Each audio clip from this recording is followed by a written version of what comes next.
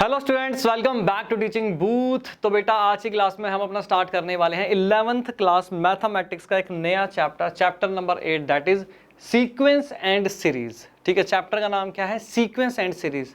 तो इसलिए हमारा कंसेप्ट नंबर 1 क्या है? सीक्वेंस। हम सबसे पहले समझेंगे सीक्वेंस का मीनिंग क्या होता है। हाँ जी सर, सीक्वेंस का मीनिंग समझाओ। तो बेटा सीक्वेंस की डेफिनेशन क्या हुई? A list of numbers that are in particular order और पैटर्न। एक ऐसे लिस्ट ऑफ नंबर्स जो एक पर्टिकुलर ऑर्डर या फिर पैटर्न में लिखे गए हों, उसको हम बोलते हैं सीक्वेंस। सर आपकी बात बिल्कुल भी समझ में नहीं आई, एग्जाम्पल से समझाओ। ठीक है बेटा, एग्जाम्पल के थ्रू समझते हैं। बेटा ये रहा हमारा पहला एग्जाम्पल। तो यहाँ पे आपको ऑब्जर्व करना है, यहाँ पे नंबर्स क्या लिखे हुए हैं? 2, 4, 6, 8, 10। अब आपको बताना है क्या आपको इसमें कोई पैटर्न नजर आ रहा है? कोई पैटर्न, कोई आइडेंटिफाई करो, कोई पैटर्न समझ में आ रहा है? हाँ जी सर, बिल्कुल पैटर्न समझ में आ रहा है। ये पहला, ये क्या है? Even number. 2 में 2 ऐड करो 4, 4 में 2 ऐड करो 6, देन 8, फिर 10। तो सर ये इवन नंबर लिखे गए हैं जो 2 से स्टार्ट हो रहे हैं और 10 तक जा रहे हैं। ठीक है, और इनके बीच में जो गैप है वो 2 नंबर्स का गैप है। तो ये क्या हुआ? एक पर्टिकुलर ऑर्डर में लिखे गए हैं। अगर मैं आपसे पूछूं 10 के बाद क्या आएगा? सर 10 के बाद 12 आएगा, 12 के बाद 14 आएगा। तो हम क्या कर रहे हैं? हम यहाँ पे आइडेंटिफाई कर पा रहे हैं कि भाई ये एक ऑर्डर में लिखे गए हैं, ये एक पर्टिकुलर पैटर्न में लिखे गए हैं। अगर इस टाइप के आपको नंबर्स लिखे हुए मिले तो उसको हम क्या बोलेंगे? सीक्वेंस बोलेंगे, क्योंकि वो सीक्वेंस की डेफिनेशन को क्वालिफाई कर रहे हैं। तो सीक्वेंस क्या होता है? एक ऐसे नंबर्स जो एक पर्टिकुलर पैटर्न में लिखे हों। ठीक है, तो ये क्या हुआ? ये एक सीक्वेंस हुआ। अब बेटा सेकेंड एग्जाम्पल आप बताओ। आपने बताना है क्या इसको हम सीक्वेंस बोल सकते हैं? क्या ये एक पर्टिकुलर पैटर्न में लिखे गए हैं? जल्दी बताओ। पहले 3, 9, 27, 81, 243, जल्दी बताओ बेटा। क्या आपको इसमें कोई ऑर्डर समझ में आ रहा है? हाँ जी सर, इसमें हमें एक ऑर्डर समझ में आ रहा है। ठीक है बेटा, बताओ क्या ऑर्डर समझ में आ रहा है? सर ऑर्डर ये है कि अगर हम इसको ऐसे लिख सकते हैं कि 3 की पावर 1 पहला हो गया नंबर, 3 की पावर 2, वैसे ही 3 की पावर 2 करेंगे तो 9 आएगा, 3 की पावर 3 करेंगे 27 आएगा।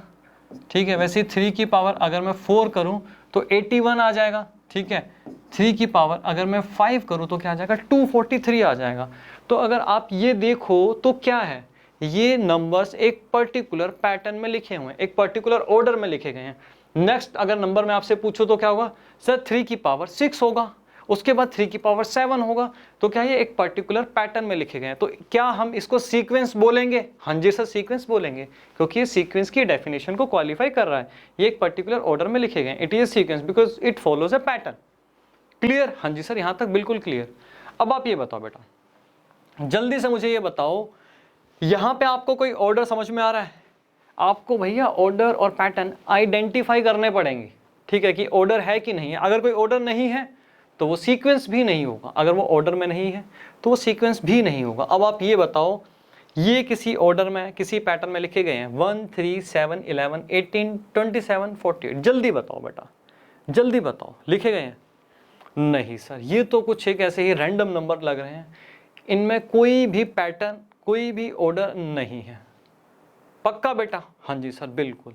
तो बेटा बिल्कुल आपने सही कहा, ये इसका कोई भी ऑर्डर नहीं है, इसका कोई भी पैटर्न नहीं है, ये कुछ ऐसे ही रैंडम नंबर लिखे हुए हैं, तो इसको हम सीक्वेंस नहीं बोलेंगे। तो क्या हुआ? It is not a sequence because numbers do not follow any pattern. ये किसी भी पैटर्न में नहीं लिखे हुए। क्लियर यहाँ तक? नेक्स्ट एग्जाम्पल बेटा ये बताओ, यहाँ पे क्या है? 2, 3, 5, 7, 11, 13, 17। इसमें मुझे बताओ आपको कोई ऑर्डर समझ में आ रहा है? कोई पैटर्न समझ में आ रहा है कि ये कोई रैंडम नंबर्स हैं? अरे सर ये भी रैंडम नंबर्स हैं, 2, 3, 5, 7, 11, 13, 17। सर कोई पैटर्न नहीं है इनमें, कोई भी किसी भी ऑर्डर में नहीं लिखे हुए, तो सर ये भी सीक्वेंस नहीं हुआ। बेटा कंफर्म कर लो, ये भी सीक्वेंस नहीं हुआ। डन कर दूं? हाँ जी सर, डन कर दो। बेटा गलत, गलत। बड़े ध्यान से अगर आप देखो तो 2, 3, 5, 7, 11, बेटा ये सारे के सारे क्या हैं? प्राइम नंबर्स हैं। अरे सर ये तो प्राइम नंबर्स हैं, ये तो हमने ध्यान ही नहीं दिया। तो बेटा ये क्या हुआ? यहाँ पे प्राइम नंबर्स का पूरे एक बेटा लिस्टिंग की है, प्राइम नंबर्स यहाँ पे आपको दिए गए हैं, तो ये भी एक सीक्वेंस हुआ, सीक्वेंस हुआ, ये भी एक पैटर्न हुआ। ये पैटर्न किसका हुआ? प्राइम नंबर्स का आपको यहाँ पे एक पैटर्न दिया गया, एक प्राइम नंबर्स का एक ऑर्डर में लिखे गए हैं नंबर, तो ये भी क्या होगा, ये भी एक सीक्वेंस होगा। प्राइम नंबर्स, ठीक है ना, यहाँ पे लिखे गए हैं तो इनका भी अपने आप में क्या है, एक ऑर्डर है। अब मैं आपसे 17 के बाद पूछूं नेक्स्ट प्राइम नंबर है तो क्या आप नहीं बता पाओगे? हाँ जी सर बिल्कुल बता देंगे। क्यों बता पा रहे हो? क्योंकि ये एक ऑर्डर में लिखे गए, एक पैटर्न में लिखे गए, इसीलिए आप बता सकते हो कि भैया इसका नेक्स्ट नंबर क्या होगा, उसके बाद क्या होगा। ठीक, यहां तक क्लियर? हाँ जी सर बिल्कुल क्लियर। तो सर क्या हमें यहाँ पे आइडेंटिफाई करना पड़ेगा कि भाई ऑर्डर है कि नहीं है, ऑर्डर में लिखे गए हैं कि नहीं लिखे गए? बिल्कुल बेटा, तभी तो आप क्लासीफाई करोगे सीक्वेंस है कि नहीं है। यहां तक क्लियर? हाँ जी सर बिल्कुल क्लियर। अब बेटा ये बताओ 1 1 2 3 5 8 13, ये बताओ इसमें कोई ऑर्डर या फिर पैटर्न है? जल्दी बताओ। सर ये तो 110% कन्फर्म है कि ये रैंडम नंबर्स हैं, 1 1 2 3 5 8 13, कुछ बना ही नहीं सर। तो ये तो सीक्वेंस है ही नहीं, 100% कन्फर्म, क्योंकि इसमें कोई भी ऑर्डर नहीं है। बेटा यहाँ पे भी आप एक चीज मिस कर रहे हो, ये भी एक ऑर्डर में लिखे गए हैं। सर क्या बात कर रहे हो? हाँ बेटा बिल्कुल सही बात कर रहे हैं, ये भी एक ऑर्डर में लिखे गए हैं। बड़े ध्यान से आपको देखना पड़ेगा।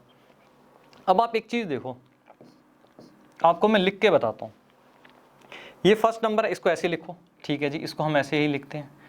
सेकंड को भी ऐसे ही लिखो, ठीक है, ऐसे ही लिखते हैं।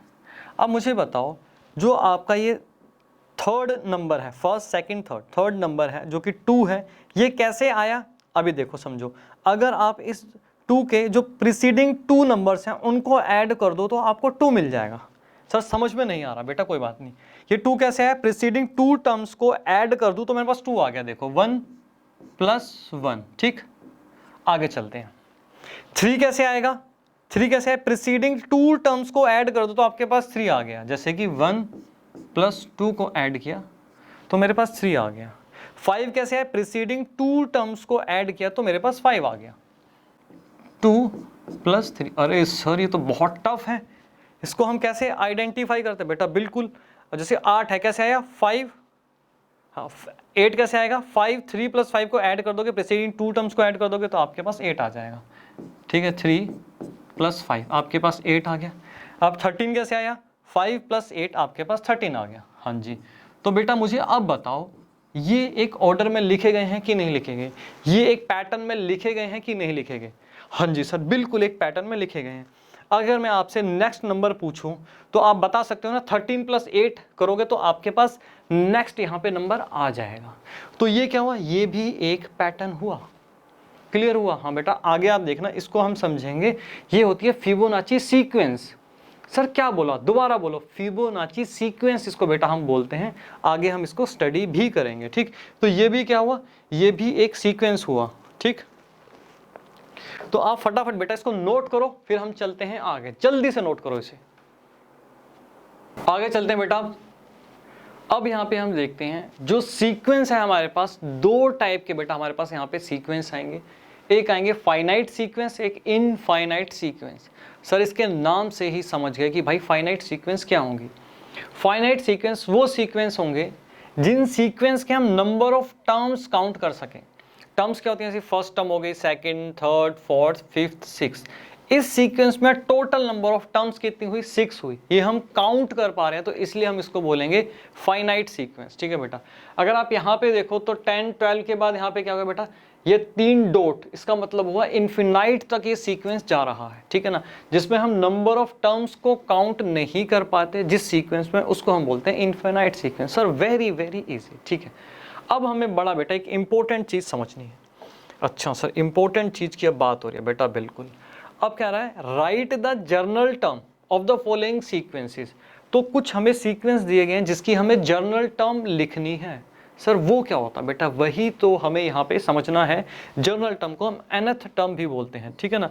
तो ये क्या है बेटा? Very very important. वैसे आप 10th क्लास में अर्थमेटिक प्रोग्रेशन पढ़ के आ चुके हो, जिसमें आपने AP की जर्नल टर्म भी पढ़ी हुई है। हाँ जी सर बिल्कुल पढ़ी हुई है, लेकिन सर हम बिल्कुल भूल चुके हैं। तो बेटा बिल्कुल भी आपको टेंशन नहीं लेनी, मैं मान के चलता हूँ आपने AP नहीं पढ़ा, ठीक। तो बिल्कुल बेसिक से हम पढ़ेंगे। यहाँ पे हम चलते हैं, हमें इसकी nth टर्म लिखनी है, जर्नल टर्म लिखनी है, जो हम सीखेंगे कि क्या होती है। सबसे पहले हम समझें कि भाई इसकी जो फर्स्ट टर्म है वो क्या है? 2 है, 4 है, 6 है। इसको हम कैसे लिखते हैं? हम इसको ऐसे लिखते हैं कि भाई जो A1 है, A1 ये फर्स्ट टर्म होगी, वो क्या है? 2 है। ठीक है। वैसे ही A2 क्या है, A2 है हमारे पास यहाँ पे 4, A3 है हमारे पास यहाँ पे 6 एंड A4 है हमारे पास, A4 क्या है 8 है एंड A5 हमारे पास यहाँ पे 10 है। अब आपको इसकी जर्नल टर्म, अब जर्नल टर्म का मीनिंग क्या होता है? बेसिकली इसका मीनिंग ये हुआ, अगर मैं आपको बोलूं कि आपके पास ये सीक्वेंस दिया गया है, आप मुझे बताओ इसकी जो 20th टर्म आएगी, 20th टर्म जो होगी वो क्या होगी, वो डायरेक्टली आप फाइंड करके बताओ। तो उसके लिए आपको कोई ना कोई फार्मूला, मैथमेटिकल फार्मूला चाहिए। तो हम क्या करेंगे, बेसिकली इसमें जो सीक्वेंस दिया गया है इसको मैथमेटिकल फार्मूले में कन्वर्ट करने की कोशिश करेंगे। अगर आप इसमें बोलो भैया 29th टर्म निकालनी है, 30th टर्म निकालनी है, डायरेक्टली उस फार्मूले को अप्लाई करके हम निकाल सकते हैं। तो वो देखो कैसे करेंगे। अब जैसे समझो यहाँ पे क्या लिखा हुआ है, A1 = 2। अब आपको बताना है यहाँ पे कि इसको मैं कैसे लिख सकता हूँ। यहाँ पे लिखा हुआ है, एक चीज़ बताओ, मैं इसको ऐसे लिख सकता हूँ A1 = 2 × 1। ठीक है। अब ये 1 क्या है, फर्स्ट टर्म, मैंने यहाँ पे इससे लिखा। बस बेटा एक बार आपको देखना है, बिल्कुल विजुलाइज करना है, आपको अच्छे समझ में आ जाएगा। A2 अगर मैं यहाँ पे लिखूँ तो मैं यहाँ पे लिख सकता हूँ 2 × 2। ये 2 बेटा कौन सा है, ये यहाँ पे इससे मल्टीप्लाई हो गया। ठीक। अब हम यहाँ पे बात कर लेते हैं A3 की। A3 क्या होगा, 2 × 3 होगा। हाँ जी सर बिल्कुल यही होगा। ठीक है। तो ये 3 कहाँ आ गया बेटा, ये 3 यहाँ पे आ गया। हाँ जी सर बिल्कुल यहाँ पे आ गया। वैसे अगर मैं A4 की बात कर लूँ, अरे सर ये तो बहुत सिंपल हो रहा है। A4 की अगर आप बात करोगे तो 2 × 4 होगा। हाँ जी बिल्कुल होगा। ठीक है जी। तो आप मुझे एक चीज़ बताओ, आपने यहाँ पे किया A4 को क्या लिखा, 2 × 4 8। हाँ जी यहाँ पे भी 8 आ गया। 2 × 3 थर्ड टर्म आपके क्या आ गया, 6 आ गया। यहाँ पे भी आपके पास 6 है। अब मैं क्या करूँगा, अगर आप इसको ऑब्जर्व करो तो आपके पास क्या आ रहा है। अगर मैं आपसे पूछूं, अगर मैं यहाँ पे चलो आपसे पूछता हूँ कि इसकी 50th टर्म बताओ, 50th टर्म इसकी क्या होगी, तो क्या आप बता सकते हो? हाँ जी सर बड़े प्यार से हम इसको बता सकते हैं। तो आपने जैसे समझाया कि भाई A 50 होगा, ठीक है, और यहाँ पे हम 2 × 50 करेंगे। अब ये 50 कौन सा है, हाँ सर ये 50 क्या हुआ, ये जो 50 है ये यहाँ से आया। ठीक है। तो 50th टर्म इसकी क्या हुई, इसकी 50th टर्म क्या हुई, यहाँ पे हमारे पास 100 आ गई। ठीक है। तो अगर आप इसको जर्नलाइज करो तो आपके पास क्या आया, हमें एक चीज़ समझ में आ रही है कि भाई यहाँ पे जो भी टर्म होगी, जहाँ पे जो भी आप टर्म लिखो an, ठीक है, वो 2 से मल्टीप्लाई हो जाएगी। तो मतलब 2 और यहाँ पे n। अगर आपको यहाँ पे बोल दूँ भाई 6 टर्म निकालनी है, यहाँ पे 6 टर्म है, ठीक है जी, A6, हाँ जी A6 अगर आपको निकालना है तो क्या हो जाएगा, 2 × 6, तो यहाँ पे क्या हो गया 12 हो गया। आपके पास छठी टर्म यहाँ पे 12 आएगी। ठीक है। यहाँ पे लिखी नहीं हुई 12 आएगी। अगर 5th टर्म की मैं बात करूँ यहाँ पे तो क्या हो जाएगा A5, 2 × 5 = 10 आ गया। हाँ जी। तो बेटा यहाँ पे आपके पास 10 आ गया।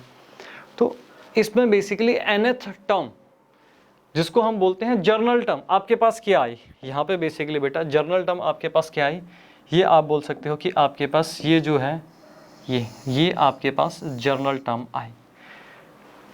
समझ में आया nth टर्म और जर्नल टर्म का कंसेप्ट। आगे हम और प्रैक्टिस करेंगे, इसको फटाफट नोट करो। नोट कर लिया बेटा, चलें आगे। अब देखते हैं अपना सेकंड एग्जांपल। यहाँ पे आपको सीक्वेंस दिया गया बेटा, सबसे पहले आपको ऑर्डर यहाँ पे आइडेंटिफाई करना है। सर यहाँ पे हमें जो ऑर्डर दिया गया है वो ओड नंबर का दिया गया है, 1 3 5 7 9 11। अब आपको करना क्या है, इसकी मुझे nth टर्म, इसकी जर्नल टर्म बतानी है, कैसे निकालेंगे, ठीक है ना। तो सबसे पहले क्या है बेटा, फर्स्ट टर्म की बात करूँ तो A1 क्या है हमारे पास, A1 यहाँ पे 1 है, A2 हमारे पास यहाँ पे 3 है, और A3 हमारे पास यहाँ पे 5 है, और A4 हमारे पास यहाँ पे क्या है 7 है, ठीक है ना। A5 तक लिख देते हैं, A5 हमारे पास यहाँ पे 9 दिया गया है। अब मैं आपसे कह रहा हूँ कि हमें क्या करना है, इसकी nth टर्म, इसकी जर्नल टर्म हमें निकालनी है। सबसे पहले मुझे आप एक बात बताओ, अगर हमने पिछला क्वेश्चन किया, हाँ जी सर किया, उसमें हमने इवन नंबर की nth टर्म निकालनी सीख ली कि भाई 2n होती है। आप मुझे बताओ यहाँ पे क्या है, यहाँ पे ओड नंबर का हमें सीक्वेंस यहाँ पे दिया गया है। अगर मैं इवन नंबर में से 1 लेस कर दूं तो मेरे पास ओड नंबर आ जाएगा। अगर मेरे पास इवन नंबर 2 है, इसमें से 1 लेस कर दूँ तो 1 आ गया, तो 1 मेरे पास क्या हुआ, इवन ओड नंबर हुआ।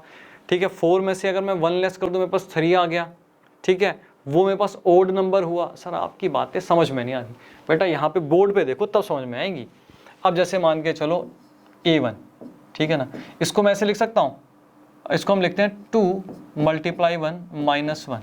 ठीक है, मैंने क्या किया, सबसे पहले इस टर्म को 2 से मल्टीप्लाई करके इवन में कन्वर्ट कर लिया, देन इसमें से 1 लेस कर दिया, तो मेरे पास क्या आ गया सर, यहाँ पे 1 आ गया। ठीक है जी, 1 आ गया, इवन में से 1 लेस करेंगे अगर हम, तो ओड ही तो आएगा A2।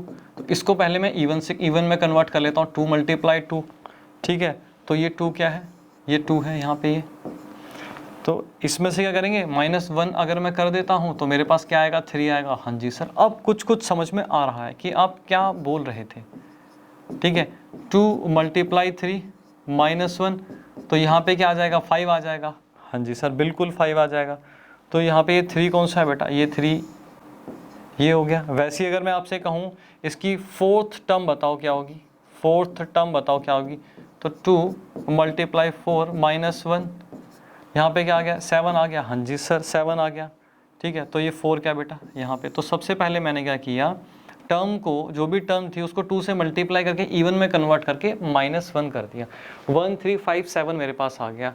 अब मैं अगर आपसे पूछूं इसकी आप 20th टर्म बताओ, 20th टर्म बताओ क्या होगी, क्या आप मुझे बता सकते हो? हाँ जी सर, बिल्कुल बता सकते हैं। 20th टर्म अगर मैं आपसे पूछूं तो आप मुझे बता सकते हो क्या होगी। A20 अगर मैं बताऊं तो करना क्या था, 2 × 20 -1, ठीक है, 40 -1 तो 39 हमारे पास आ गया। तो 20th टर्म हमारे पास 39 आ गई। तो क्या आप इसकी एक जर्नल टर्म लिख सकते हो? हाँ जी सर, बिल्कुल लिख सकते हैं, वेरी वेरी इजी। तो अगर मुझे जर्नल टर्म लिखनी हो तो an, यहाँ पे an क्या हो जाएगा, तो जो भी मेरे पास n है उसको 2 से मल्टीप्लाई कर दो, 2n, और उसमें से -1 कर दो, तो यहाँ पे मेरे पास क्या आ गया, ये क्या आ गई, इसकी एक जर्नल टर्म आ गई। अब यहाँ पे आप 20 40 50 60 कुछ भी लिख लो, ठीक है, तो आपकी nth टर्म इजीली कैलकुलेट हो जाएगी। आपको समझ में आया? हाँ जी सर, बहुत ही अच्छे से समझ में आ गया। ठीक, तो इसको हम क्या बोलते हैं, ठीक है, तो इसको हम बोलेंगे, ये हमारी जर्नल टर्म आ गई इसकी। अब बात करते हैं थर्ड एग्जाम्पल की। फटाफट बेटा थर्ड एग्जाम्पल भी बताओ। सबसे पहले क्या करना है सर, सबसे पहले हमें इसमें क्या करना है, ओड आइडेंटिफाई करना है कि भाई हमारा पैटर्न बन क्या रहा है, हमारा पैटर्न क्या बन रहा है। तो आप मुझे बताओ इसमें हमारा पैटर्न क्या बन रहा है। जब तक पैटर्न आइडेंटिफाई नहीं कर पाओगे तो जर्नल टर्म कैसे निकालोगे? हाँ सर, बिल्कुल सही बात। अगर आप यहाँ पे देखो 1 4 9 16 25 36 49 आ रहा है, तो एक चीज़ बताओ, अगर मैं फर्स्ट टर्म की बात करूँ तो फर्स्ट टर्म आपके पास क्या है, यहाँ पे 1 है। अगर मैं सेकंड टर्म की बात करूँ बेटा, गौर फरमाओ, तो यहाँ पे 4 आ रहा है। ठीक है, अगर आप 2 का स्क्वायर कर दो तो आपके पास 4 आता है। ठीक है, वैसे ही अगर आप थर्ड टर्म लो, ठीक है, अगर आप 3 का स्क्वायर कर दो तो आपके पास 9 आता है। ठीक है, A4 की बात करें, अगर आप यहाँ पे 4 का स्क्वायर करो तो आपके पास 16 आ जाएगा। ठीक है ना, वैसे अगर A5 की अगर हम यहाँ पे बात करें तो आप अगर 5 का स्क्वायर करो तो 25 आता है। Sir very very easy. अगर मैं आपको वैसे ही कहूँ कि भाई इस सीक्वेंस की मुझे, ठीक है, 20th टर्म बताओ, तो क्या आप बता सकते हो? सर कितना सिंपल है, 20th टर्म की आप बात कर रहे हो, ठीक है ना, A20 की बात कर रहे हो अगर, ठीक है, तो क्या करना पड़ेगा, तो 20 का यहाँ पे हम स्क्वायर कर देंगे, बस ये 20th टर्म हमारे पास यहाँ पे आ गई। तो बेटा क्या है, वेरी वेरी सिंपल। अब इसकी जर्नल टर्म आपको लिखनी हो तो आप कैसे लिखोगे? सर इसकी जर्नल टर्म क्या आएगी, जो भी आप पूछ रहे हो nth टर्म, उसका आप यहाँ पे क्या करो, स्क्वायर कर दो। ठीक है, उसका यहाँ पे आप स्क्वायर कर दो, तो आपके पास ये क्या आ गया सर, ये हमारे पास आ गई इसकी journal term.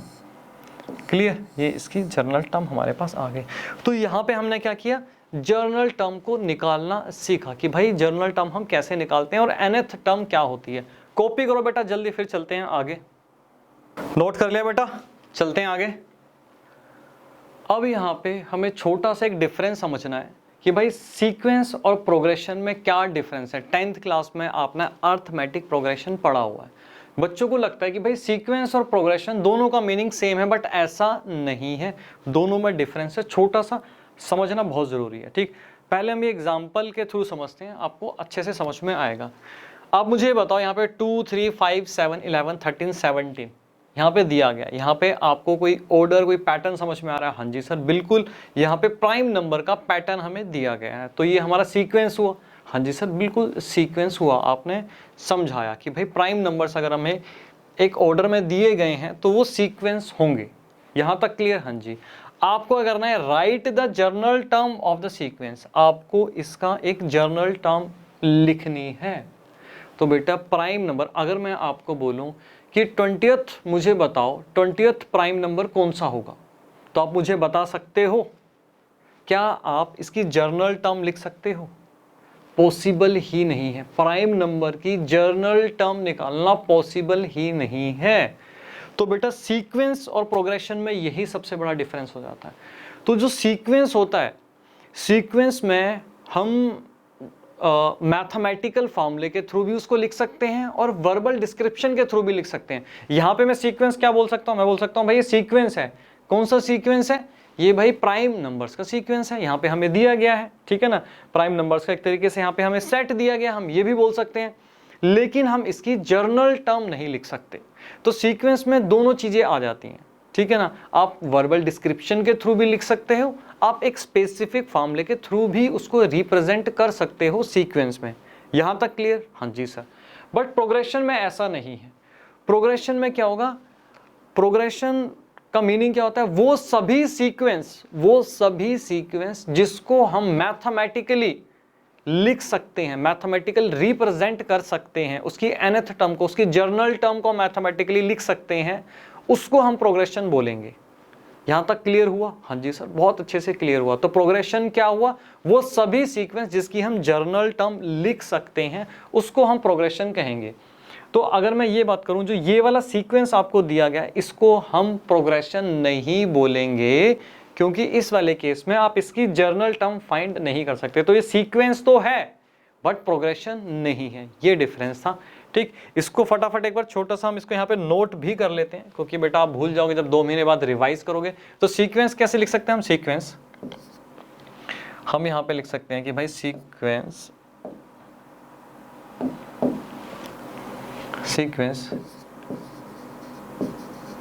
Can be represent as, कैसे? स्पेसिफिक फॉर्मूला, ठीक है ना, स्पेसिफिक फॉर्मूले के थ्रू भी, स्पेसिफिक फॉर्मूला, और या फिर वर्बल डिस्क्रिप्शन के थ्रू।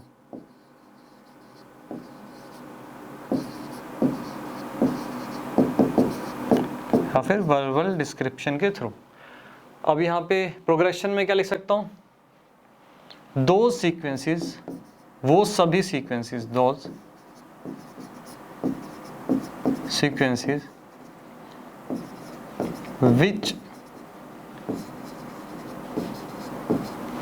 which can be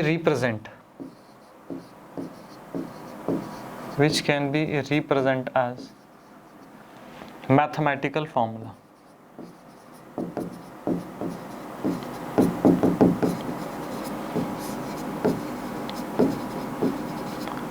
ठीक है, वो सभी सीक्वेंस जिसको हम मैथमेटिकल फॉर्मूले के थ्रू लिख सकते हैं उसको हम प्रोग्रेशन बोलेंगे। ठीक, तो यहाँ पे हम क्या लिख सकते हैं बेटा, इसको बताओ। यहाँ पे हम लिख सकते हैं, यहाँ पे हम लिख सकते हैं to find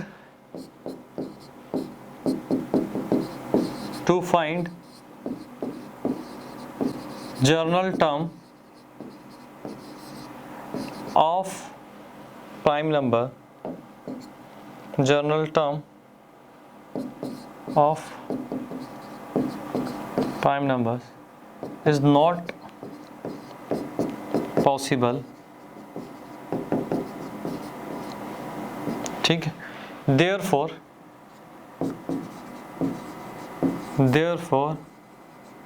we can say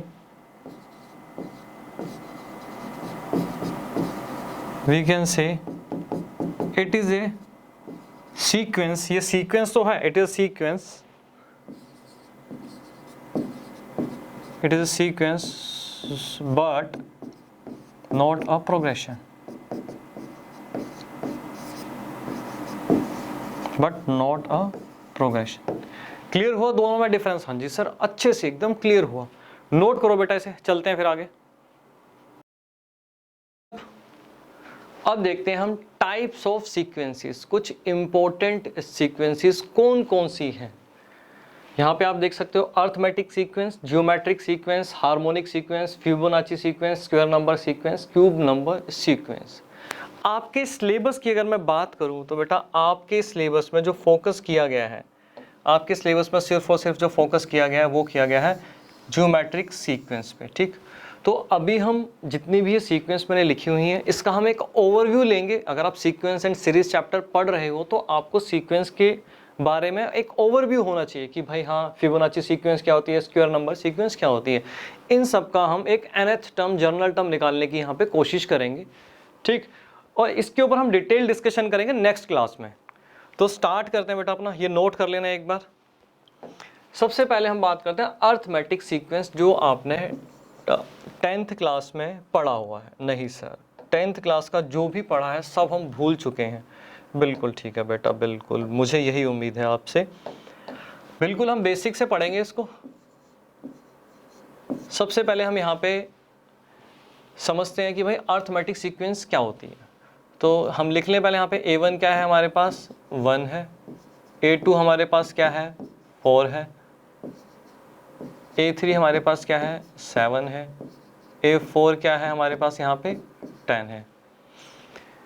एक बात बताओ, आपने 10th क्लास में ये पढ़ा था कि भाई अगर A2 माइनस A1 करते हैं तो A2 माइनस A1 किया आपने, 4 माइनस 1 किया तो आपके पास क्या है सर, हमारे पास यहाँ पे 3 आएगा। और अगर हम A3 माइनस A2 करें तो क्या आएगा, 7 माइनस 4 करोगे तो क्या आएगा सर, तब भी हमारे पास 3 ही आएगा। ठीक है जी। अगर आप A4 माइनस A3 करो तब क्या आएगा, जल्दी बताओ। A4 क्या है 10 माइनस 7, तब भी सर हमारे पास क्या आएगा 3 ही आएगा।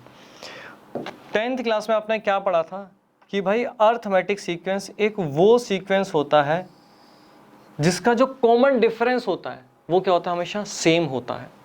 अगर हम इनका कॉमन डिफरेंस देख रहे हैं, ठीक है, A2 minus A1, A3 minus A2, तो जो आपकी दो टर्म्स हैं उनका हमेशा क्या होगा, दो कॉन्जिक्यूटिव टर्म्स का जो डिफरेंस होगा वो हमेशा सेम होगा।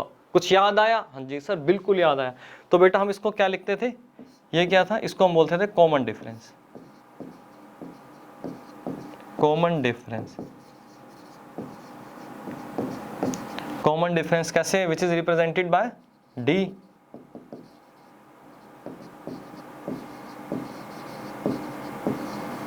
which is represented by D। ठीक है, ये कॉमन डिफरेंस होता था। अब हमें यहाँ पे क्या करना है बेसिकली, अब हमें दिखाना है कि अगर हमारे पास AP सीरीज हो, AP अगर सीक्वेंस हो तो उस केस में हम nth टर्म, ठीक है, उसकी जर्नल टर्म हम कैसे निकालेंगे। ठीक, ये हमें समझना बड़ा सिंपल है बेटा, वेरी वेरी सिंपल। तो सबसे पहले आपको यहाँ पे मुझे ये बताना है कि अगर मुझे यहाँ पे सेकंड टर्म चाहिए, अगर A2 चाहिए, ठीक, यहाँ पे हम अगर मुझे A2 चाहिए तो मैं कैसे निकाल सकता हूँ, जल्दी बताओ बेटा। मैं A1, हाँ जी A1 प्लस कर सकते हैं, A1, ठीक है। A1 में अगर मैं 3 और ऐड कर दूं, A1 में अगर मैं 3 और ऐड कर दूं तो क्या मेरे पास सेकंड टर्म आ जाएगी? हाँ जी सर, बिल्कुल आ जाएगी। तो जो ये 3 है इसको हमने क्या नाम दे दिया, कॉमन डिफरेंस का नाम दे दिया। ठीक, तो मैं यहाँ पे D लिख सकता हूँ। हाँ जी सर, बिल्कुल आप यहाँ पे D लिख सकते हैं। तो हमारे पास क्या आ गया, 1 प्लस 3 इज इक्वल टू क्या आ गया, हमारे पास 4 आ गया। अब मुझे बताओ, अगर मुझे यहाँ पे A2 निकालना है, A3 मुझे निकालना है तो हम कैसे निकाल सकते हैं सर, ये तो बहुत सिंपल है। अगर A3 निकालना है तो मैं यहाँ पे अगर A1 ले लूँ और मुझे A3 तक पहुँचना है, ठीक है, A2 तक पहुँचने तक मुझे 3 एक बार ऐड करना पड़ा था। अगर मुझे A3 तक पहुँचना है तो 3 मुझे दोबारा से एक बार और ऐड करना पड़ेगा, ठीक है ना। तो यहाँ पे मैं लिख सकता हूँ कि जो मेरा कॉमन डिफरेंस है D जो है, अगर मैं उसको 2 से मल्टीप्लाई कर दूं तो मेरे पास 6 आ जाएगा। और यहाँ तक पहुँचने के लिए मुझे थर्ड टर्म तक पहुँचने के लिए मुझे 6 ऐड करना है, 3 और 3 6। क्लियर है यहाँ पे? हाँ जी सर, बिल्कुल क्लियर। तो मेरे पास यहाँ पे क्या आ जाएगा 1 प्लस कॉमन डिफरेंस 3 मल्टीप्लाइड 2, तो मेरे पास यहाँ पे क्या आ गया 7 आ गया। वैसे ही अगर मैं आपसे पूछूं मुझे अगर A4 निकालना है तो कैसे होगा सर? बहुत सिंपल हो जाएगा, A1 हो जाएगा। अगर आपको यहाँ पे 4 तक पहुँचना है तो 3 फिर एक बार आपको ऐड करना पड़ेगा। हाँ बेटा, तो यहाँ पे 3 कितनी बार आ गया बेटा? 3 बार आ गया। यहाँ पे 9 हो गया। ठीक, तो यहाँ पे मैं क्या लिख सकता हूँ D, और मल्टीप्लाई 3 कर दूँ, 3 3 जा 9 हो जाएगा। हाँ जी सर बिल्कुल। तो हमारे पास यहाँ पे क्या आ गया 1 प्लस 3 मल्टीप्लाई 3 और A4 क्या है 10। देखो 10 आ गया हमारे पास। हाँ जी सर बिल्कुल 10 आ गया। ऐसे ही हम आगे चलते चले जाएंगे। बिल्कुल सर, ऐसे ही हम चलते चले जाएंगे। यहाँ पे आपने क्या ऑब्जर्व किया? यहाँ पे आपने एक चीज़ ऑब्जर्व करी, थोड़ी देर के लिए मैं यहाँ पे मल्टीप्लाई 1 लिख देता हूँ। क्यों सर? अभी आपको समझ में आएगा। अब देखो यहाँ पे जब 2 था तब बेटा यहाँ पे क्या था 1 था, जब यहाँ पे 3 था तब यहाँ पे 2 था। ठीक है, जब यहाँ 4 था तब यहाँ पे क्या था 3 था। तो हमने एक पैटर्न ऑब्जर्व क्या किया कि D के साथ हमेशा जो हमारा टर्म है उससे एक कम हम यहाँ से मल्टीप्लाई करेंगे। अगर यहाँ पे 3 है तो यहाँ पे D के साथ मल्टीप्लाई होगा 2, अगर यहाँ 4 है तो D के साथ मल्टीप्लाई होगा 3।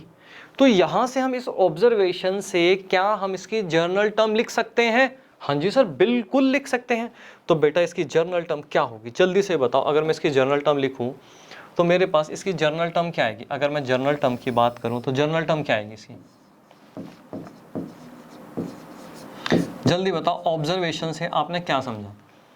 हमने समझा कि अगर an है, n क्या कोई भी अगर टर्म है, ठीक है, तो सबसे पहले a1 तो ये ऐड करना है, प्लस हमारे पास यहाँ पे क्या आ रहा है जो n है। अब यहाँ पे 3 की जगह मैंने क्या लिख दिया n लिख दिया। तो n से एक कम d से मल्टीप्लाई होता है, तो मैं यहाँ लिख सकता हूँ n-1। हाँ जी सर बिल्कुल लिख सकते हैं। और यहाँ पे क्या आ जाएगा बेटा आपका d आ जाएगा। अब मान के चलो आपको यहाँ से 5th टर्म निकालनी है, चलो चेक कर लेते हैं क्या ठीक बना है। 5th टर्म निकालनी है तो कैसे निकालोगे? 1 प्लस n-1 तो क्या हो जाएगा आपका 5 -1 और d क्या हमारा 3 है। ठीक है, तो 1 और यहाँ पे 12 आ गया और यहाँ पे आपके पास 13 आ गया। तो चेक करो आपकी जो 5th टर्म थी क्या 13 है? हाँ जी सर बिल्कुल 13 है। तो बेटा ये जो आपके पास क्या आ गई जर्नल टर्म आ गई। तो कुछ भी बेटा यहाँ पे रट्टा तो लगाना ही नहीं है। तो ये आपके पास जर्नल टर्म आ गई। ठीक, एपी की जर्नल टर्म नोट करो इसे, फिर चलते बेटा आगे। अब देखते हैं बेटा जियोमेट्रिक सीक्वेंस। ये भी बहुत सिंपल है। सबसे पहले हम क्या करेंगे, यहाँ पे हम अपनी कुछ ऑब्जर्वेशंस लिखेंगे, देन हम उसकी जर्नल टर्म निकालने की कोशिश करेंगे। तो बेटा A1 क्या है? A1 है 2, A2 क्या है 6। और डेफिनेशन पढ़ने का भी तब फायदा है जब हम एक ऑब्जर्वेशन देख लें, तब आपको अच्छे से समझ में आएंगी। A3 हमारे पास क्या है? A3 18, ठीक, और A4 हमारे पास है यहाँ पे 54। यहाँ पे मैं कुछ ऑब्जर्वेशन लिखता हूँ।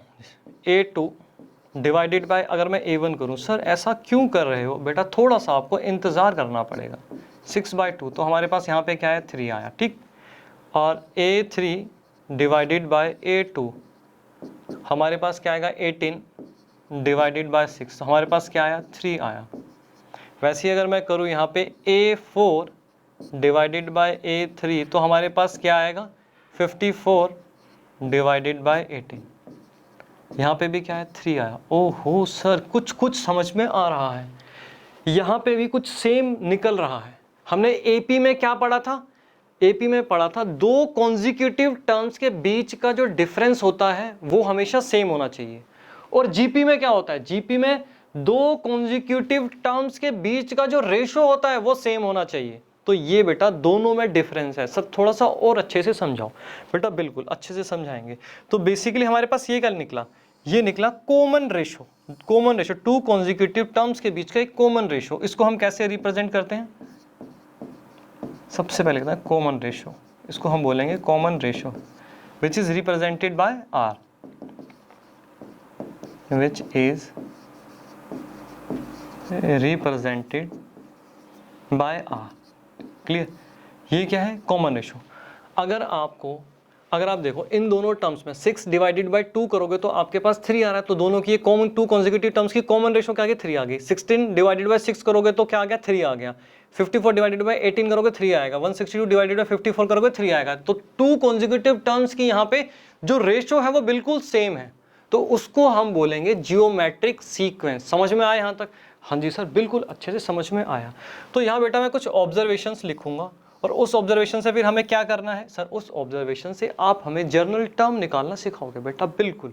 तो यहाँ पे ऑब्जर्वेशन कैसे, सबसे पहले हम देखते हैं, अगर आपको A2 निकालना है, A2 निकालना है तो कैसे निकालेंगे। अब ये देखो आपको A2 तक पहुँचना है, A2 तक पहुँचना है।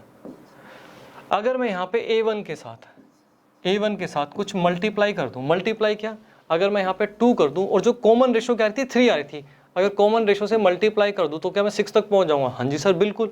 तो यहाँ पे मैं लिख सकता हूँ A1 मल्टीप्लाई R। हाँ जी सर बिल्कुल लिख सकते हैं। मेरे पास यहाँ पे क्या आ जाएगा, 2 मल्टीप्लाई 3 करोगे तो आपके पास यहाँ पे आ गया 6।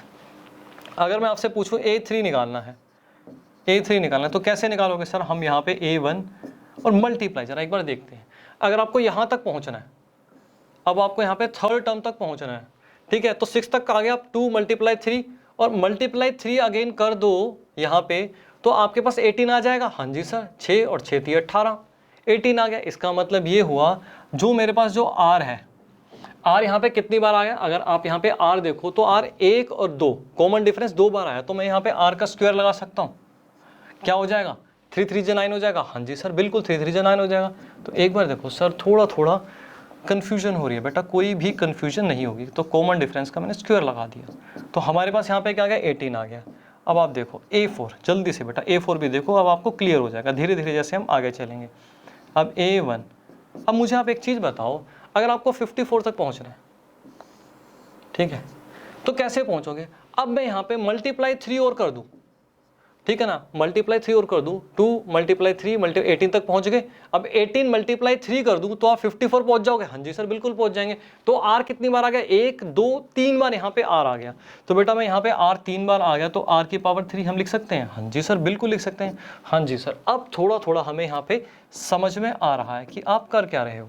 अब R क्या था हमारे पास, 3 था, ठीक है, 3 की पावर 3 यहाँ पे हो गई, तो हमारे पास क्या आ गया यहाँ पे 54 आ गया।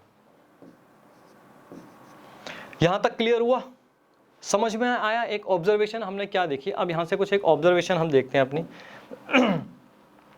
अगर मैं यहां पे इसकी पावर 1 लगा दूं तो आपको ये देखना है कि यहां पे जब हमारे पास 2 था तो यहां पे कॉमन रेशो की जो पावर थी वो 1 थी।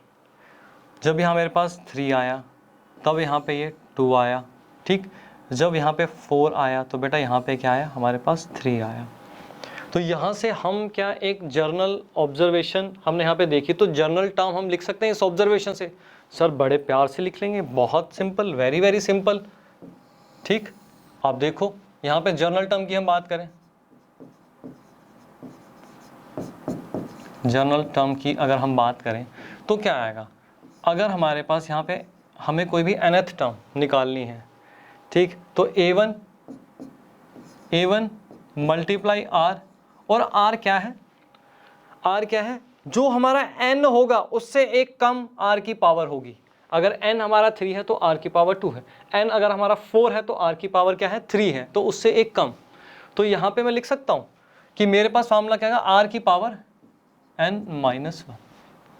तो ये क्या होगी बेटा, इसकी जर्नल टर्म होगी, ठीक है, ये इसकी जर्नल टर्म होगी। अगर आपको 10th टर्म, ठीक है, इसकी 50th टर्म निकालनी है, यहाँ पे आप पुट करो, ठीक है, जीपी की आपकी वो 50th टर्म इजीली निकल जाएगी। तो बेटा ये क्या है, ये है वेरी वेरी इंपॉर्टेंट, ठीक है। तो इसको आपको क्या करना है, समझ लिया, अब आपको इसको याद कर लेना है, ठीक है। तो यहाँ पे हमने जीपी की भी जर्नल टर्म निकालनी सीखी पूरी ऑब्जर्वेशन के साथ। बेटा रट्टा कुछ भी नहीं लगाना है, नोट करो उसको, फिर चलते हैं आगे। अब देखते हैं बेटा अपना harmonic sequence, very very simple, ठीक है जी। सर हार्मोनिक सीक्वेंस की बात हो रही है तो आपने यहाँ पे अर्थमेटिक सीक्वेंस क्यों लिखा। बेटा ये अगर अर्थमेटिक सीक्वेंस 2 4 6 8 10 अगर आपको ये गिवन है और इसका अगर आप रेसिप्रोकल कर लो, अगर आप इसका रेसिप्रोकल कर लो तो आपके पास जो यहाँ पे सीक्वेंस आएगा वो क्या होगा बेटा, हार्मोनिक सीक्वेंस होगा। रेसिप्रोकल बोले तो 2 है, तो 2 का रेसिप्रोकल 1/2, 4 का रेसिप्रोकल 1/4। तो इन सभी टर्म्स का अगर आप रेसिप्रोकल कर लो तो आपके पास जो नया सीक्वेंस आएगा उसको हम बोलेंगे हार्मोनिक सीक्वेंस। तो बेटा वेरी वेरी वेरी सिंपल। तो हम इसको क्या लिख सकते हैं, यहाँ पे हम इसको लिख सकते हैं, अच्छा इसकी जनरल टर्म बताओ, इसकी जनरल टर्म बताओ जल्दी से बेटा, यहाँ पे आप टाइम खराब नहीं करेंगे, इसकी जनरल टर्म बताओ। हमने यहाँ पे अर्थमेटिक सीक्वेंस की तो जनरल टर्म निकाली हुई है, तो बेसिकली हमें करना क्या होगा, इसकी जो जनरल टर्म होगी वो क्या होगी, an। तो हमें क्या करना है, रेसिप्रोकल कर लेना है जो हमारी अर्थमेटिक सीक्वेंस की जनरल टर्म थी उसका रेसिप्रोकल कर लो, बस वेरी वेरी सिंपल। क्या था, a1 plus n-1 into D, ये था। तो ये जो आपके पास जनरल टर्म आई थी अर्थमेटिक सीक्वेंस का, उसका रेसिप्रोकल किया तो हमें जनरल टर्म मिल गई हार्मोनिक सीक्वेंस की। तो बेटा वेरी वेरी सिंपल, ठीक है। सर क्लास बहुत लंबी होती चली जा रही है, बेटा क्लास बिल्कुल भी लंबी नहीं हो रही, थोड़ा सा आपको पेशेंस रखना पड़ेगा। देखो लाइफ में अगर आप चाहते हो आपको सफलता मिले तो बेटा पेशेंस तो आपको रखना पड़ेगा, ठीक है, ये नोट कर लिया होगा। अब हम चलते हैं फिबोनाची सीक्वेंस पे, ये ऑलरेडी मैं आपको पढ़ा चुका हूँ, बट फिर भी एक बार इसकी भी हम देखते हैं कि अगर हमें जनरल टर्म लिखनी हो तो हम कैसे लिखेंगे। बस बेटा थोड़े से 5-7 मिनट की क्लास और रह गई है, फिर बेटा हम इस क्लास को अपना यहाँ पे एंड कर देंगे। तो फर्स्ट नंबर a1 की बात करूँ तो मेरे पास 1 है, a2 की बात करूँ तो ये भी 1 है, a3 की अगर हम बात करें तो 2 है, a4 की बात करें तो यहाँ पे हमारे पास 3 है, और a5 की अगर मैं बात करूँ तो मेरे पास यहाँ पे क्या हो गया, 5 आ गया, 1 2 3 4 5, ठीक है ना। और a6 की अगर हम बात करें तो मेरे पास यहाँ पे 8 आ गया। तो आपको ऑब्जर्व करना है। अब बात करते हैं हम a3 से कि a3 आपके पास कैसे आया। ऑलरेडी मैं आपको बता चुका हूँ स्टार्टिंग में जब लेक्चर हमारा स्टार्ट हुआ था, एक बार फिर देखते हैं। मैंने आपको क्या कहा था, अगर आपको a3 चाहिए तो प्रीसीडिंग 2 टर्म्स को ऐड कर दो, प्रीसीडिंग 2 टर्म्स को ऐड कर दो। 1 + 1 को ऐड किया, हाँ जी सर, तो हमारे पास यहाँ पे 2 आ गया, ठीक। वैसे ही अगर आपको यहाँ पे 3 चाहिए तो प्रीसीडिंग 2 टर्म्स को ऐड कर दो, 1 + 2 को। अरे सर अभी आपने स्टार्टिंग में तो बताया, बस बेटा स्टार्टिंग में ही आपको हमने बताया। अब इसके बाद बेसिकली दोबारा बताने का पर्पस ये है कि इस ऑब्जर्वेशन से हम इसकी जनरल टर्म निकालें, कैसे निकलेगी। अच्छा अब बताओ, अब आपको यहाँ पे कौन सी टर्म चाहिए, 5th टर्म चाहिए, ठीक है। अब 5th टर्म निकालनी है तो आपको प्रीसीडिंग 2 टर्म्स का ऐड कर रहा है, 2 + 3, 2 + 3 आपके पास क्या आ गया, यहाँ पे 5 आ गया, ठीक। वैसे ही 8 प्रीसीडिंग 2 टर्म्स को ऐड करो, 3 + 5 आपके पास यहाँ पे 8 आ गया, ठीक है जी। तो यहाँ से आपने कुछ ऑब्जर्व किया। अब हम यहाँ पे इसकी जनरल टर्म लिखेंगे। अब आप मुझे एक चीज़ बताओ, आपको जब a6 चाहिए था, ठीक है, तो आपने क्या किया, a5 और a4 को ऐड किया। तो यहाँ पे मैं एक चीज़ लिख सकता हूँ कि भाई इसकी अगर जनरल टर्म की बात करें, जनरल टर्म की अगर बात करें तो हम ये लिख सकते हैं कि अगर हमें an चाहिए, ठीक है, an मान के चलो 21 हुआ, ठीक है, 21 चाहिए, तो हमें प्रीसीडिंग 2 टर्म्स को ऐड करना है, जो इससे एक पिछली है और उससे भी एक पीछे वाली टर्म। तो मैं लिख सकता हूँ, अगर मान लो ये n है, मान के चलो ये n है, अब मुझे इस टर्म पे जाना तो ये क्या होगा, n-1 होगा, हाँ जी, और इस वाली टर्म पे जाना तो ये क्या होगा, n-2 होगा, ठीक है ना। इससे एक पीछे जाएंगे तो n-1, इससे एक पीछे जाएंगे तो n-2। तो यहाँ पे मैं लिख सकता हूँ कि इन दोनों टर्म्स को ऐड करके आया, हाँ जी सर बिल्कुल हम यहाँ पे लिख सकते हैं। तो मैं यहाँ पे लिख सकता हूँ भाई n-1 प्लस n-2 अगर आप ऐड कर दो तो आपके पास क्या होगा बेटा, इसकी nth टर्म यहाँ पे आ जाएगी, इसकी जर्नल टर्म यहाँ पे आ जाएगी। तो क्या बेटा, वेरी वेरी सिंपल। तो ये कंसेप्ट बेटा बहुत सिंपल था, बस ये कहा ना, छोटी सी आपकी बस 5-7 मिनट की क्लास और रह गई है, नोट कर लो इसको, फिर चलते हैं अपना आगे। बेटा इसमें एक छोटी सी बात हमने यहाँ पे मिस कर दी कि जो आपका n है, आपका जो n है वो हमेशा ग्रेटर देन 2 होना चाहिए, ठीक है, इस बात को ध्यान रखना, क्योंकि फर्स्ट और सेकंड टर्म तो बेटा हमारी फिक्स है कि ये 1 1 ही आएगा, ठीक है। तो ये 2 टर्म तो हमारी ऑलरेडी फिक्स है, तो जब भी आप nth टर्म निकालने की बात करो तो n हमेशा आपका ग्रेटर देन 2 होना चाहिए, क्योंकि 2 ये टर्म्स ये तो फिक्स है। इसके बाद थर्ड टर्म जो होगी वहाँ से ये हमारी जनरल टर्म अप्लाई होनी स्टार्ट होगी। ठीक है, नोट करो बेटा इसे। ठीक है जी, अब हम यहाँ पे देखते हैं स्क्वायर नंबर सीक्वेंस। बेटा ये भी बहुत सिंपल, स्क्वायर नंबर सीक्वेंस किसके नाम से ही समझ में आ रहा है कि स्क्वायर नंबर सीक्वेंस क्या होगा। यहाँ पे आप देखो तो मुझे बताओ यहाँ पे क्या है। अगर मैं 1 का स्क्वायर कर दूँ, 1 का स्क्वायर करूँ तो 1 आएगा। ठीक है जी, 2 का भी स्क्वायर करूँ तो क्या आएगा सर 4 आ गया हमारे पास। ठीक है, अब मैं यहाँ पे 3 का स्क्वायर करूँ तो मेरे पास क्या आ गया 9 आ गया। 4 का स्क्वायर करूँ तो मेरे पास यहाँ पे 16 आ गया। ठीक है, 5 का स्क्वायर करूँ तो मेरे पास यहाँ पे क्या आ गया 25 आ गया। और ये क्या है हमारा, ये है हमारा A1, ये है A2, ये है हमारे पास A3, ये है A4 और ये है हमारे पास A5। आप मुझे बताओ अगर ये पैटर्न हमारे पास फॉलो हो रहा है, ठीक है, 1 की पावर 2, 2 की पावर 2, 3 की पावर 2, तो इसकी अगर आपको एक जनरल टर्म लिखनी हो तो कैसे लिखोगे बेटा। इससे सिंपल कुछ नहीं हो सकता। अगर आप ये नहीं लिख सकते तो बेटा आप कुछ भी नहीं कर सकते। इसकी जनरल टर्म तो बेटा सबसे सिंपल है। अगर मैं आपसे पूछूं, ठीक है, इसकी 10th टर्म बताओ, तो आप बता सकते हो उसकी 10th टर्म क्या होगी। सोचो बेटा, इसकी 10th टर्म। सर अब यहाँ पे 5th टर्म 5 का स्क्वायर, अगर आप 10th टर्म पूछते हो कि 10th टर्म हो क्या होगी, तो 10th टर्म 10th का स्क्वायर होगा, बस ये हो जाएगा, तो 100 हो जाएगा। बस बेटा वेरी वेरी सिंपल। तो इसको हम एक जनरल फॉर्म में भी तो लिख सकते हैं। इसको जनरल फॉर्म में कैसे लिखोगे कि भाई अगर आप हमसे जो भी टर्म पूछ रहे हो, जो भी टर्म पूछ रहे हो, nth टर्म, n टर्म, ठीक है ना, अब ये n कुछ भी हो सकता है, 20, 40, 50, 60 कुछ भी हो सकता है, उसका आप सिर्फ आप यहाँ पे स्क्वायर कर दो बस। तो बेटा ये आपके पास क्या आ गया, ये आपके पास आ गया इसकी जनरल टर्म, स्क्वायर की एक जनरल टर्म आ गई। Very very simple. ठीक, नोट करो इसे, चलते हैं आगे। अब देखते हैं हम क्यूब नंबर सीक्वेंस। बेटा ये भी सिंपल है, ये भी सिंपल, वेरी वेरी सिंपल। बस ये हम इसलिए पढ़ रहे हैं कि हाँ भाई आपको पता होना चाहिए कि सीक्वेंस किस किस टाइप के होते हैं, उनकी जनरल टर्म क्या होती है। अब आप देखो यहाँ पे 1 का अगर मैं कहूँ, यहाँ पे क्यूब नंबर सीक्वेंस, 1 का क्यूब करोगे तो 1 आएगा, ठीक है ना। 2 का क्यूब करोगे तो 8 आएगा। 3 का क्यूब करोगे तो 27 आएगा। 4 का यहाँ पे आप क्यूब करोगे तो आपके पास 64 आएगा। तो बेसिकली ये क्या है, ये है आपकी A1, ये है A2, ये है A3, ये है आपके पास A4। अब मैं आपसे अगर मैं आपसे अब इसकी जनरल टर्म पूछूं, अरे सर बहुत सिंपल, वहाँ पे स्क्वायर लगाया था, अब यहाँ पे क्यूब आ जाएगा AN। बेटा बहुत इंटेलिजेंट हो आप तो, की पावर अब 3 होगा। अगर मैं आपसे 10th टर्म पूछूं तो 10 की पावर 3, ये n क्या हो गया, 10th टर्म 20th टर्म जो भी टर्म निकालनी है उसको क्या करो क्यूब कर दो बस। तो ये क्या होगी इसकी, ये बेटा इसकी क्या हुई जनरल टर्म हुई। सर ये तो बहुत सिंपल है बेटा, वही तो मैं कह रहा हूँ, बहुत सिंपल चैप्टर है, जल्दी नोट करो फिर चलते हैं आगे।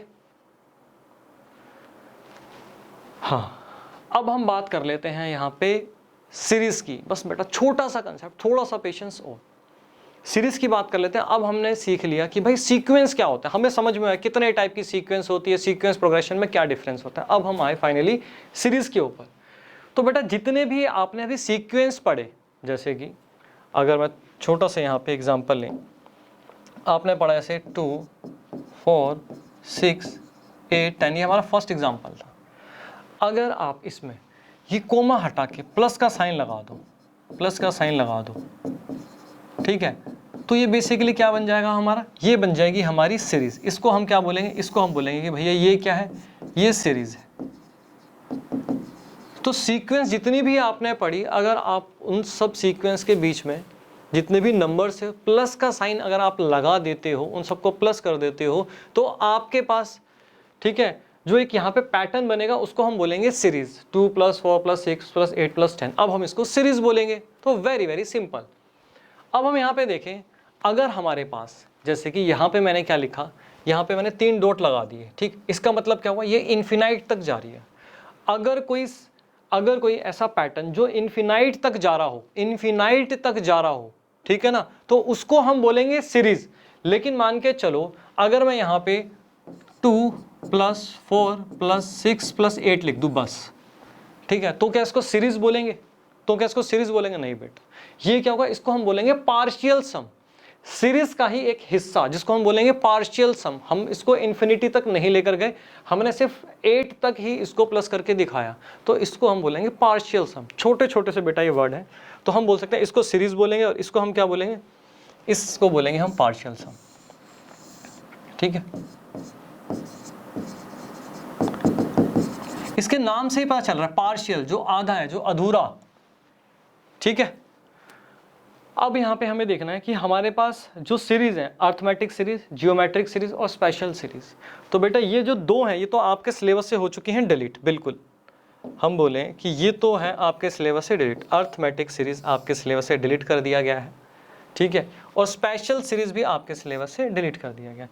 तो आपको बेसिकली पढ़ना क्या है, आपको सिर्फ और सिर्फ यहाँ पे जियोमेट्रिक सीरीज पढ़ना है, जो कि हम अपने नेक्स्ट लेक्चर में पूरा डिस्कस करेंगे, ठीक है। अब नेक्स्ट क्लास में हम अपनी एक्सरसाइज कवर करेंगे सबसे पहले, देन हम डिटेल डिस्कशन करेंगे जियोमेट्रिक सीरीज के ऊपर। बेटा आज की क्लास के लिए इतना ही।